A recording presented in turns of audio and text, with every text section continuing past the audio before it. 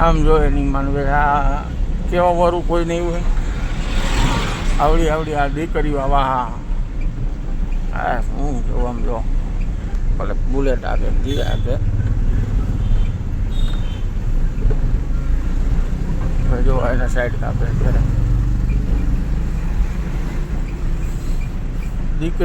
દીકરી પ્રમાણે મા બાપની કાળજી એને રાખવાની હોય. દીકરીને મા બાપને ન રાખવાની હોય કાયદેસર.